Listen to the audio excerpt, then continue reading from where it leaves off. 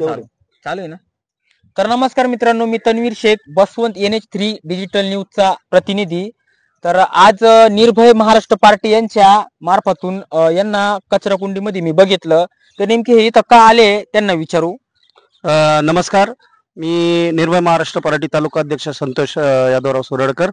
आत्ताच आमचे मित्र तन्वीर शेख यांनी सांगितलं की आपण ह्या कचरा डेपोवर का आले.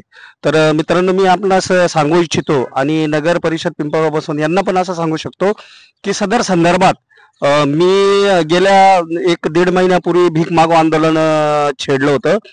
तर ते ह्याच संदर्भात छेडलं होतं की आपण जर कधी आपल्याकडे पैसा नाही या गोष्टींसाठी, तर आपण मी जे भीक मागून आणलंय त्यातून तुम्ही हा कचऱ्याचा प्रश्न असेल, गावच्या स्वच्छतेचा प्रश्न असेल, पाण्याचा प्रश्न असेल, रखडलेल्या कामांचा प्रश्न असेल, इव्हन नगर परिषदेमधला कुठल्याही घटकाशी संबंध येत असाल आणि ती कामं जर रखडलेली असतील तर त्यासाठी आम्ही भीक मागो आंदोलन छेडलं होतं. जर हे करूनही जर कधी नगर परिषदेच्या हे लक्षात येत नसेल की ही बाब गंभीर नाहीये, तर नगर परिषदेला मी सांगू इच्छितो की सदर निफाड रोड परिसर वीटभट्टी येथे हा जो आपण कचरा डेपो अस्तित्वात आणलेला आहे, की त्या कचरा डेपोमुळे काय होतंय की आजूबाजूला झोपडपट्टी परिसर आहे आणि तिथे साधारणतः 30-40 हजार लोक, म्हणजे सॉरी 30-40 जास्त झाले, माझ्या मते बहुतेक 5 ते 6 हजार लोकांची लोकवस्ती असेल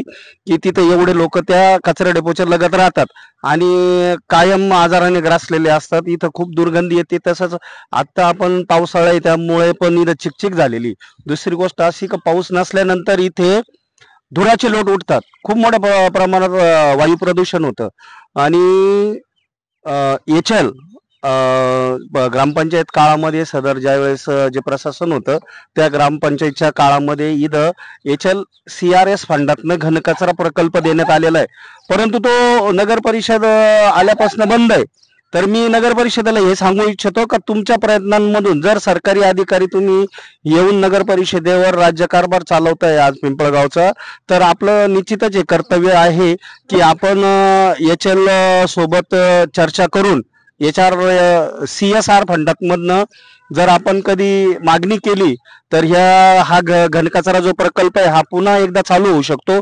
आणि हा जो कचरा डेपो इथं पसरलेला आहे याचं प्रमाण निश्चितच मी असं म्हणत नाही का संपेल, परंतु तो कमी होण्यास सुरुवात होईल आणि इथल्या नागरिकांना तेवढ्या प्रमाणामध्ये त्रास कमी व्हायला सुरुवात होईल.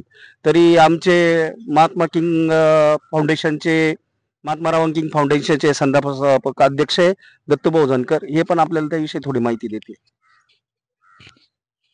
बोला कचऱ्याविषयी तुम्ही बोलणार. तर आज त्यांची अशी अवस्था झाली की त्या वासामुळे आणि त्याच्यामुळे दत्तूभाऊंना इथं बोलता सुद्धा येत नाहीये. तरी माझं परत एकदा पिंपळगाव नगर परिषदेला सांगणं आहे की जर कधी आपण हा निर्णय लवकरात लवकर घेऊन तो घनकचरा तुमच्या आधिपत्यात जर चालू झालं नाही, परत अशी वेळ नको यायला काही एखादं आंदोलन छेडावं लागेल आणि ते आंदोलन मोठ्या प्रमाणात राहील. याची पिंपळगाव नगर परिषदेने दखल घेऊन आपल्या कामाची सुरुवात करावं. ठीक आहे. तर अशाच ताज्या बातम्यांसाठी आमच्या बसवंत NH3 डिजिटल न्यूजला सबस्क्राईब करा. धन्यवाद.